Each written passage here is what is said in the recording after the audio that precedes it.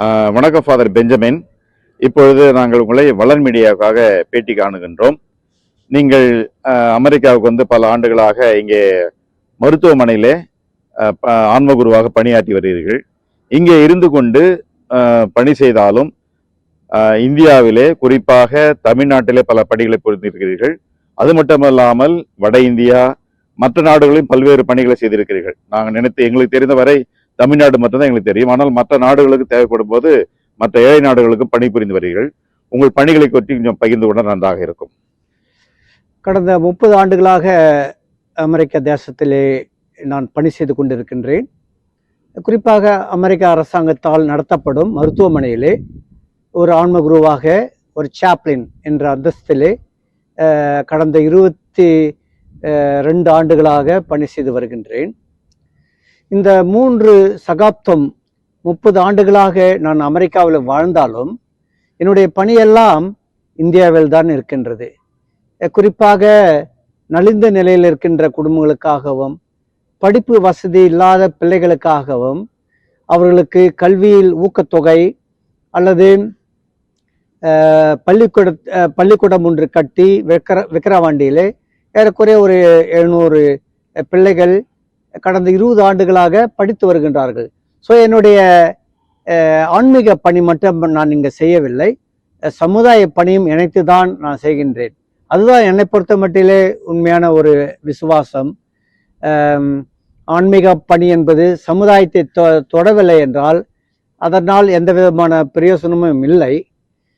எனவே கல்வி பணி தலையாக நான் கருதி ஏறக்குறைய ஆயிரக்கணக்கான பிள்ளைகளை உருவாக்கி இருப்பதில் நான் மிகவும் மகிழ்ச்சி அடைகின்றேன்.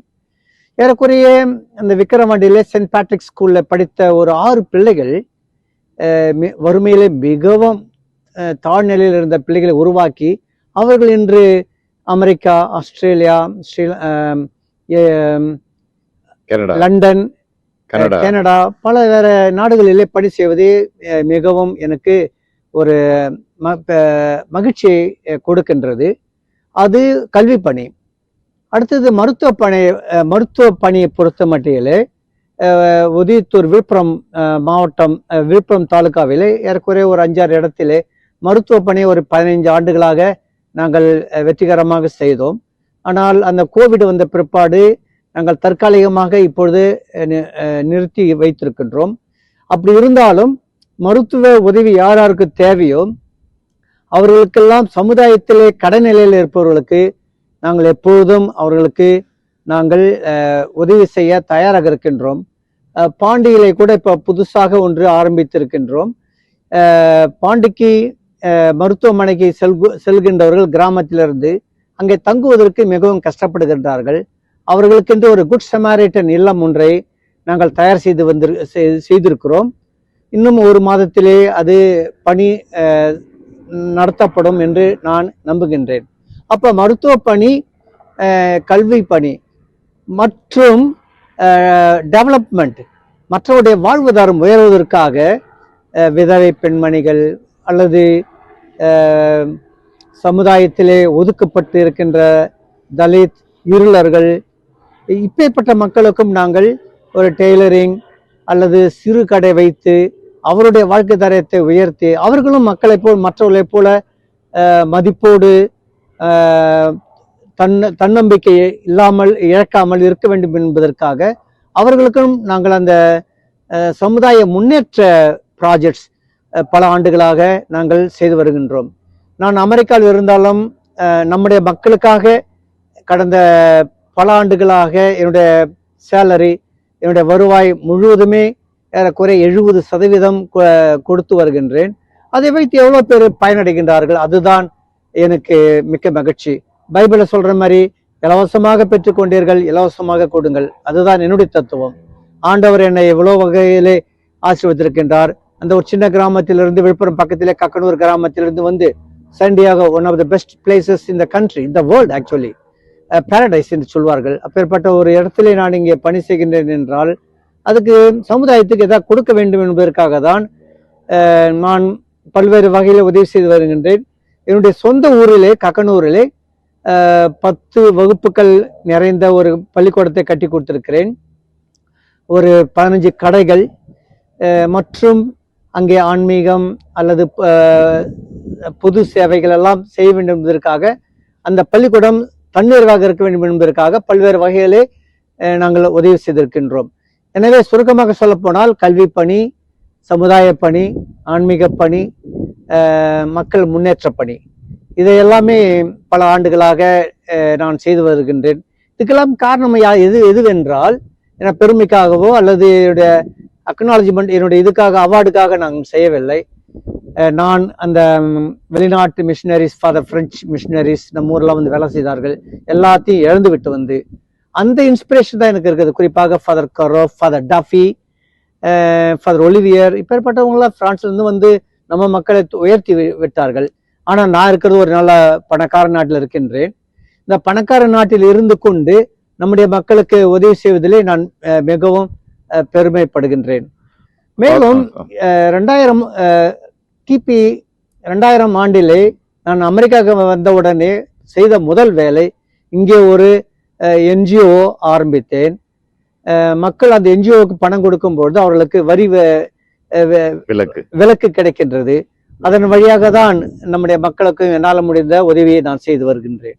ஃபாதர், நம்ம இந்த நீங்க சொன்னது மட்டும் இல்லாம உதாரணமா திண்டிவனம் போர்டிங்க்கு அந்த டாய்லெட் வசதி எல்லாம் பெருசா செய்து கொடுத்தீங்க, பெரிய அளவுல. அதே போல செஞ்சில ஒரு பெரிய போர்டிங்கே கட்டி கொடுத்துருக்கீங்க, அங்க ஒரு டாய்லெட் கட்டி கொடுத்தீங்க. இது இல்லாம முகையூர் ஸ்கூல், இப்படி பல பள்ளிகளுக்கும் உதவி செய்திருக்கீர்கள். முக்கியமா நாம 2 பேரும் படிச்ச திண்டிவனம் ஸ்கூல்ல வந்து அந்த காலத்துல ஃபீஸாம இருக்கும்போது கட்டின டாய்லெட் அதெல்லாம் ரொம்ப பழசான பிற்பாடு அதெல்லாம் இடிச்சிட்டு இப்ப இருக்கிறத புதுசா ரொம்ப அழகா செய்திருக்கிறீங்க. இது போல வந்து மற்ற பணிகள் செய்திருக்கிறீங்க. நம்ம தமிழ்நாட்டை தாண்டி ஒடிசாவில சில பணிகளை செய்து தெரியும், அதை பத்தி பகிர்ந்துக்குங்க. இப்ப 2000ல ஒரு ஆர்கனைசேஷன் ஆரம்பிச்சுன்னு சொன்னேன். அதுக்கு பேரு தலித் சொலிடாரிட்டி. தலித் மக்களுடைய மேம்பாட்டுக்காகவும் அவருடைய வாழ்வாதாரம் உயர்த்த வேண்டப்பட வேண்டும் என்றதுக்காக தான் ஒரு ஆர்கனைசேஷன் 2000ல அமெரிக்காவில் ரெஜிஸ்டர் பண்ணேன். அது வழியாக தமிழ்நாட்டுக்கு மட்டும் நான் பணி செய்யவில்லை. ஆந்திரா, ஒரிசா, குஜராத்து, கர்நாடகா, ஈவன் நார்த் இந்தியாவில் சில ஸ்டேட்ஸுங்களுக்கு கூட நாங்கள் இந்த கல்வி பணி அல்லது போர்வெல்ஸ், ஏறக்குறைய கடந்த ஒரு 15 ஆண்டுகளாக பல இடங்களிலே போர்வெல் போட்டு கொடுத்துருக்குறோம். எங்களுடைய ஆர்கனைசேஷன் வழியாக எல்லாம் மக்களுடைய வரிப்பணம் தான். என்னுடைய சொந்த பணம் வருவாயில், என்னுடைய சொந்த வருவாய் இருந்தால் கூட இந்த ஆர்கனைசேஷன் மூலமாக, தலித் சொலிடாரிட்டி என்ற ஆர்கனைசேஷன் மூலமாக நம்ம அவங்க கொடுக்கின்ற அந்த கான்ட்ரிபியூஷன், அந்த கொடைகளை வைத்து நம்முடைய மக்களுக்கு என்னால் முடிந்த ஒரு வாழ்வாதாரத்தை உயர்த்துவதற்கு நான் முயற்சி பண்ணுகின்றேன். அமெரிக்காவில் நாங்கள் வசதியாக இருந்தால் கூட, ஆனால் இங்கே இருக்கின்ற வாழ்வு மிக மிக கஷ்டம். தனிமை ஒரு பக்கம், எதை செய்தாலும் நாமளே பார்த்து கொள்ள வேண்டும். உடல்நிலை சரியில்லை என்றால் மிக மிக வாழ்க்கை ரொம்ப நொந்து போக வேண்டிய ஒரு சூழ்நிலை இருக்கின்றது. நம்மூர் மாதிரி மக்கள் வந்து அவ்வளோ பார்க்க மாட்டாங்க, ஏன்னா இவங்க கலாச்சாரம் வேற. ஆனால் அதே சமயத்தில் இவங்களுடைய விசுவாசம் உள்ளவருடைய வாழ்க்கை தாராளமாக இருப்பாங்க. மக்களுக்கு நீங்கள் நல்லது செய்யறீங்கன்னு சொன்னால் கடவுள் தானே கொடுப்பாரு. பைபிள் சொல்கிற மாதிரி நம்ம அதிகமாக கொடுக்க தான் மக்களும் இங்கே கொடுக்குறாங்க. ஆனால் அது எதையுமே நான் வேஸ்ட் பண்ணவே இல்லை. நம்முடைய தாய்நாட்டுக்காகவும், இலங்கை, ஈவன் ஆப்பிரிக்காவில் கூட சில நாடுகளுக்காக, மலாவி போன்ற மக்களுக்காகவும் நாங்கள் பணி செய்து கொண்டு வருகின்றோம்.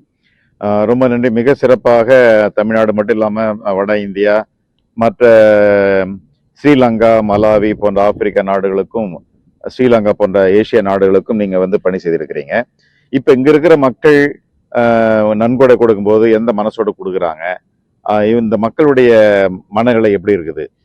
அமெரிக்கா மக்கள் ரொம்ப நல்ல மக்கள், ஜென்ரஸ். நம்ம கூட அதிகமாக பேசாவிட்டாலையும் ஒட்டாவிட்டாலையும் சரி, நம்ம கூட அந்த அளவுக்கு நெருங்கி வராவிட்டா கூட நம்ம செய்கிற பணி அவங்களுக்கு நல்லாவே தெரியுது. கல்வி பணி, அதை தான் அவங்க ஆண்டவருடைய பணியாக நினைக்கின்றார்கள். எனவே அவங்களும் கஷ்டப்பட்டு தான் இருக்கிறாங்க. ஏன்னு கேட்டிங்கன்னா, இந்த வார் வந்து ஈராக் வார், ஆப்கானிஸ்தான் வார் எல்லாமே மக்களுடைய அந்த எக்கானமியை ரொம்ப நொறுங்கிருச்சு. குறிப்பாக தற்சமயம் இந்த ஈரான் வார் ரொம்ப பாதிக்கப்பட்டு இருக்கின்றது.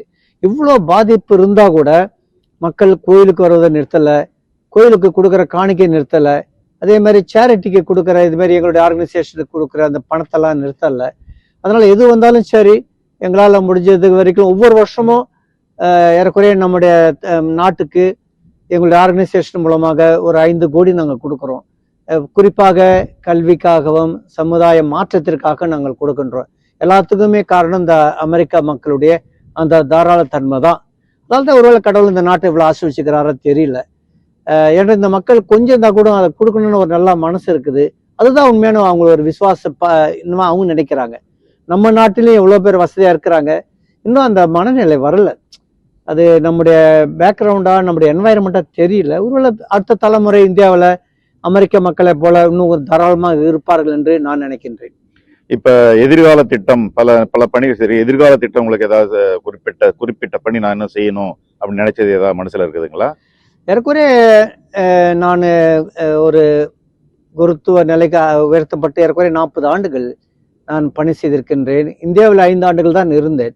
மீதி 35 ஆண்டுகள் வட அமெரிக்காவில் தான் பணி செய்து கொண்டிருக்கின்றேன்.